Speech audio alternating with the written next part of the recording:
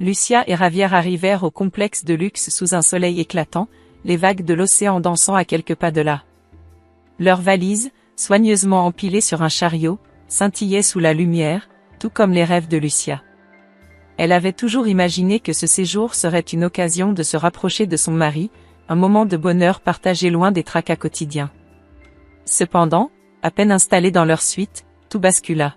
« Écoute, Lucia, je préfère que tu restes ici pendant que je vais faire la fête avec quelques amis, » annonça Javier, sa voix détachée comme si cela ne devait pas l'affecter. Lucia se figea, son cœur se serrant dans sa poitrine. « Quoi ? Mais nous avions prévu de passer du temps ensemble. » Sa voix tremblait légèrement, trahissant son désarroi. « Je sais, mais il y a une soirée dont je ne peux pas me passer. Tu peux te détendre ici, profiter des installations. Je reviendrai plus tard, » dit-il en évitant son regard, se dirigeant déjà vers la porte. Dévastée, Lucia se laissa tomber sur le canapé, les larmes lui montant aux yeux. Elle était loin d'imaginer que cette trahison marquerait le début d'une série de révélations qui bouleverseraient sa vie. Dans le hall, elle croisa le regard de Carmen et Miguel, ses ex-beaux-parents, qui s'échangeaient des murmures moqueurs. « Regarde-la, comme elle a l'air perdue. On dirait qu'elle vient de perdre son chiot, » chuchota Carmen, son sourire sarcastique tranchant l'air. « Oui, je parie qu'elle pensait que ce séjour serait une lune de miel, » ajouta Miguel, réprimant un rire. Leurs mots étaient des flèches, transperçant le cœur déjà meurtri de Lucia. Elle se redressa, le visage brûlant d'humiliation, et se détourna d'eux. Elle ne voulait pas les laisser voir ses larmes, pas une seule seconde de plus. Tout en s'éloignant, elle sentit une présence derrière elle. En levant les yeux, elle remarqua une silhouette familière dans le hall. Un homme mystérieux, vêtu d'un costume élégant, l'observait avec une intensité qui la déstabilisa. Ses traits étaient marqués, mais il dégageait une aura de mystère qui éveilla en elle une curiosité inattendue. « Qui est-ce » se demanda Lucia, se retournant pour mieux l'observer. Il avait des yeux sombres, presque hypnotiques, et elle sentit un frisson parcourir son échine. Peut-être était-ce un signe ? Peut-être que cet inconnu pourrait être une échappatoire à sa douleur. Elle secoua la tête, chassant ses pensées. Qu'est-ce qu'elle faisait ? Elle ne pouvait pas se laisser distraire par un homme dont elle ne savait rien. Mais alors qu'elle continuait à marcher, elle se sentit étrangement attirée par lui. « Lucia » appela une voix familière. C'était Javier, qui revenait déjà vers elle, un sourire aux lèvres, mais elle ne pouvait pas lui faire confiance. Le regard du mystérieux homme se posa sur elle une dernière fois avant qu'elle ne se détourne complètement, ses pensées encore embrumées par le choc de la trahison. « Je suis fatiguée, Javier. Je veux juste me reposer, » murmura-t-elle, essayant de cacher la tempête qui faisait rage à l'intérieur d'elle. « Allez, ne sois pas comme ça. Tu devrais te détendre, profiter de cet endroit, » insista-t-il, mais sa voix sonnait creux à ses oreilles. Lucia savait qu'elle devait trouver un moyen de se relever. Elle ne pouvait pas laisser Javier ou sa belle famille lui dicter sa valeur. Alors qu'elle se dirigeait vers leur suite, son esprit s'embrouillait de pensées, mais une chose était certaine, elle ne serait pas une victime. Elle avait besoin de temps pour réfléchir, pour retrouver son équilibre. Son cœur était lourd, mais quelque chose en elle commençait à changer. Une résilience, une force qu'elle n'avait jamais reconnue auparavant. Si seulement elle pouvait comprendre ce que cet homme mystérieux représentait, peut-être trouverait-elle la clé pour déverrouiller les secrets cachés dans l'ombre de sa vie. Lucia se tenait seule dans la chambre luxueuse du complexe, les murs ornés de couleurs chaudes et de motifs élégants, mais elle ne pouvait ressentir que le froid cruel de l'humiliation. Sa tête était pleine de souvenirs heureux avec Javier, des instants de tendresse et de rire qui semblaient maintenant si éloignés. Elle s'était souvent imaginée ici, dans cet endroit paradisiaque, mais jamais elle n'aurait pensé qu'elle serait abandonnée, le cœur brisé. Les larmes coulaient sur ses joues, et elle s'était promis de ne pas se laisser abattre. « Je suis plus forte que ça », murmura-t-elle à elle-même, essuyant son visage avec détermination. En sortant de sa chambre, Lucia tenta de rassembler ses pensées. Elle se dirigea vers le hall, où régnait une ambiance festive. Les rires et les conversations résonnaient autour d'elle, mais elle se sentait comme une intruse dans ce monde de joie. Soudain, elle surprit une conversation entre Carmen et Miguel, ses ex-beaux-parents, qui ne semblaient pas remarquer sa présence. Je ne comprends pas pourquoi Javier a épousé cette femme, lança Carmen avec dédain. Elle n'est pas à la hauteur de notre famille. Miguel hocha la tête en signe d'accord. Oui, et maintenant, il se rend compte qu'il a fait une erreur. Elle est trop ordinaire pour nous. Lucia, cachée dans l'ombre, sentit une rage monter en elle. Ces mots résonnaient dans son esprit comme des flèches empoisonnées. Elle avait toujours su que sa belle famille ne l'acceptait pas, mais entendre leur mépris était une douleur insupportable. Ils ne mourront pas, pensa-t-elle avec une résolution nouvelle. Décidée à se venger des humiliations qu'elle avait subies, Lucia se mit en quête d'un moyen de se ressourcer. Elle se souvint d'une session de yoga programmée dans le complexe. Peut-être que cela m'aidera à retrouver mon équilibre, se dit-elle tout en se dirigeant vers la salle de yoga. Le cours était mené par une instructrice charismatique qui dégageait une aura de sérénité. Lucia se mêla aux autres participants, son cœur battant encore à cause de la confrontation avec Carmen et Miguel. Elle ferma les yeux et se concentra sur sa respiration, essayant de chasser les pensées négatives. Inhale, exhale, répétait l'instructrice, et Lucia suivait le rythme, laissant ses soucis s'évaporer peu à peu. À la fin de la séance, alors qu'elle s'étirait, Lucia fit la connaissance de Clara, une femme pleine de vie qui avait un sourire contagieux. « Tu as l'air d'avoir beaucoup de choses en tête », lui dit-elle avec une douceur sincère. Lucia hésita un instant, puis se lança. « C'est vrai. Je traverse une période difficile. Mon mari m'a laissée ici, et je me sens perdue. » Clara l'écouta attentivement, ses yeux brillants de compréhension. « Parfois, la vie nous met à l'épreuve pour nous montrer notre force. As-tu déjà pensé à explorer tes racines ?» Les mots de Clara résonnaient en elle. Peut-être que, dans cette quête de soi, elle pourrait trouver des réponses, des clés pour se libérer des chaînes de son passé.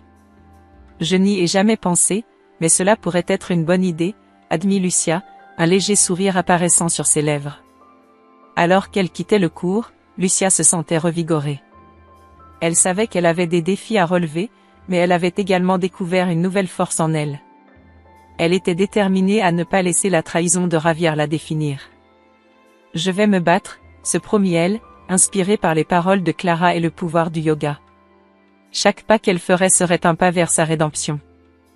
Lucia se tenait sur son tapis de yoga, le regard perdu à travers la grande baille vitrée qui donnait sur la mer scintillante. Elle tenta de se concentrer sur sa respiration, mais son esprit était envahi par les souvenirs douloureux de ces derniers jours. La voix douce de l'instructrice, une femme à la chevelure dorée nommée Elena, résonnait dans la pièce, lui rappelant de se recentrer. C'est alors qu'elle sentit une présence à ses côtés. Une femme d'une trentaine d'années, au sourire chaleureux, s'installa à côté d'elle. « Bonjour, je suis Clara », dit-elle en lui tendant la main. « Lucia », répondit-elle timidement, serrant la main de Clara avec une légère hésitation. Le cours débuta, et malgré l'effort, Lucia ne pouvait s'empêcher de jeter des coups d'œil à Clara. Cette dernière dégageait une énergie positive, une aura qui semblait attirer les autres. À la fin de la séance, alors qu'elle s'étirait, Clara engagea la conversation. « Tu sais, ce lieu est vraiment spécial. J'y viens souvent, et je crois qu'il cache des histoires fascinantes. Tu ne sais pas, par exemple, que ce complexe appartient à une entreprise familiale, demanda-t-elle, un éclat de curiosité dans les yeux. Lucia haussait un sourcil, intriguée. Vraiment? Je ne savais pas. Clara se pencha un peu plus près, comme si elle allait partager un secret. Il y a des rumeurs selon lesquelles certaines personnes qui ont un lien avec la famille pourraient hériter d'une part de cette fortune. Tu pourrais être l'une d'elles, qui sait? Le cœur de Lucia s'accéléra à l'idée d'un héritage caché. Peut-être que tout ceci avait un sens. Peut-être qu'elle n'était pas simplement là pour essuyer ses larmes, mais pour redécouvrir une partie d'elle-même, une partie qu'elle avait oubliée à force d'être rabaissée par sa belle famille. Comment pourrais-je savoir si j'ai un lien avec cette famille? Demanda-t-elle, l'espoir commençant à poindre dans sa voix. Eh bien, il te faudrait explorer tes origines. Peut-être que des documents ou des histoires de famille pourraient t'aider. Parfois, les vérités sont cachées sous la surface, suggéra Clara, ses yeux brillants de détermination. Les jours qui suivirent, Lucia ne pouvait s'empêcher de penser à la conversation qu'elle avait eue avec Clara. Chaque moment passé dans le complexe lui rappelait sa solitude, mais maintenant, une nouvelle motivation se mettait en place. Elle décida de fouiller dans son passé, de découvrir qui elle était vraiment.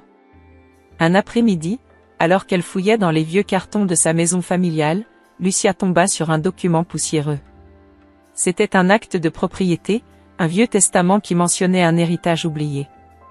Son cœur battait la chamade alors qu'elle parcourait les lignes, découvrant des noms qui résonnaient avec son histoire. Comment cela se fait-il que je n'ai jamais entendu parler de cela, pensa-t-elle, perplexe. Elle se leva brusquement, le document serré entre ses mains. Cela pouvait changer sa vie. Mais une pensée la traversa, Ravière. Que dirait-il s'il apprenait cela? Elle savait qu'elle devait l'affronter, mais elle n'était pas encore prête. Lucia, tu sembles préoccupée, la fit sursauter Clara, qui venait d'entrer dans la pièce sans qu'elle ne s'en rende compte. J'ai trouvé quelque chose qui pourrait changer tout, dit-elle, la voix tremblante d'excitation. Quoi donc? Tu peux tout me dire. Je suis là pour t'aider, répondit Clara, curieuse. Lucia hésita un instant, puis décida de partager son secret. Je pense que je suis liée à une fortune cachée. Mais pour y accéder, je devrais d'abord faire face à Ravière et à sa famille. Clara sourit avec encouragement. Tu es plus forte que tu ne le penses, Lucia. C'est le moment de prendre ton destin en main. N'oublie pas, parfois, la vérité peut être la meilleure arme. Lucia acquiesça, le cœur battant. Elle savait que le chemin qui l'attendait serait semé d'embûches, mais pour la première fois depuis longtemps, elle se sentait prête à relever le défi. Les secrets de sa famille n'allaient pas rester enfouis, et elle était prête à faire face à tout ce qui se présenterait sur son chemin. Lucia se tenait dans la somptueuse salle à manger du complexe, le cœur battant la chamade. Les lumières scintillantes du lustre en cristal jetaient des reflets sur sa robe, mais son esprit était ailleurs. Elle avait décidé qu'il était temps d'affronter Ravière. Ce dernier, assis à la table avec sa famille, avait l'air détendu, presque indifférent. Carmen et Miguel, ses ex-beaux-parents, échangeaient des sourires complices, ignorant la tempête qui se préparait. Lucia prit une grande inspiration, ses mains serrées autour de la nappe. Elle se leva, attirant l'attention de tous. Ravière, commença-t-elle, la voix claire mais tremblante d'émotion, nous devons parler. Les murmures se propagèrent autour de la table, et Ravière, surpris, tourna lentement la tête vers elle. Lucia, pas ici, s'il te plaît, dit-il, une note d'inquiétude dans sa voix. Pourquoi pas ici? C'est exactement l'endroit où tu m'as laissé seule, rétorqua-t-elle avec défi. Je ne suis pas la femme faible que tu crois. J'ai découvert la vérité sur toi et ta famille. Les visages des invités se figèrent, leur rire se transformant en expression de curiosité et de malaise. Ravière, réalisant qu'il ne pouvait plus échapper à cette confrontation, se leva lentement. Qu'est-ce que tu veux dire par là? Lucia s'approcha de lui, son regard perçant. Je sais que tu m'as trahi, que tu as toujours voulu me voir échouer. Mais ce que tu ne sais pas, c'est que je suis plus forte que tu ne le penseras jamais. Tu es en colère, Lucia. C'est normal après tout ce qui s'est passé, tenta-t-il de la manipuler, utilisant son charme habituel. Tu ne peux pas prendre des décisions sous le coup de l'émotion. Non, Ravière, c'est toi qui ne comprends rien. Je ne suis pas ici pour te supplier ou pleurer. Je suis ici pour te dire que je ne serai plus jamais ta victime. Ces mots résonnaient comme des coups de tonnerre dans la pièce. Les invités échangèrent des regards, certains semblant admiratifs, d'autres choqués. Lucia, je te demande de ne pas faire de scandale, intervint Carmen, la voix pleine de mépris. Ce n'est pas le moment ni le lieu. Et quand serait-il, Carmen? Quand je serai complètement brisée? Non, je refuse de me cacher derrière des faux-semblants, répondit Lucia, sa détermination grandissante. Ravière, je ne veux plus de ta vie. Je veux ma propre vie, celle que tu as essayé de me voler. Soudain, un bruit sourd retentit. Un serveur, distrait par l'attention palpable, avait fait tomber un plateau de verre, les éclats de cristal brisés se répandant au sol comme des vérités oubliées. Ravière blêmit tandis que les regards se tournaient vers lui, attendant une réaction. « Regarde ce que tu as fait, Lucia, lança-t-il, tentant de détourner l'attention. Tu es en train de détruire l'ambiance de cette soirée. » Non, Ravière, s'écria Lucia, le visage enflammé par la colère. C'est toi qui as détruit notre mariage. C'est toi qui as fait de moi une parodie de femme. Et si cela dérange ta famille, tant mieux. Les murmures s'intensifièrent autour de la table, chacun prenant conscience de l'ampleur de la situation. Miguel, visiblement mal à l'aise, s'éclaircit la voix. Lucia, peut-être devrions-nous en discuter calmement, loin des regards. Pourquoi devrais-je fuir une conversation qui doit enfin avoir lieu? C'est vous qui m'avez traité comme une étrangère, qui m'avez méprisé, répliqua-t-elle, son regard défiant. Et maintenant, vous devez faire face aux conséquences de vos actes. Lucia, commença Javier, mais elle ne lui laissa pas le temps de finir. Tu n'as rien à dire. J'ai découvert des choses sur ta famille, des secrets qui pourraient changer notre histoire. Et je ne resterai pas silencieuse. Sa voix était forte, remplie de résilience.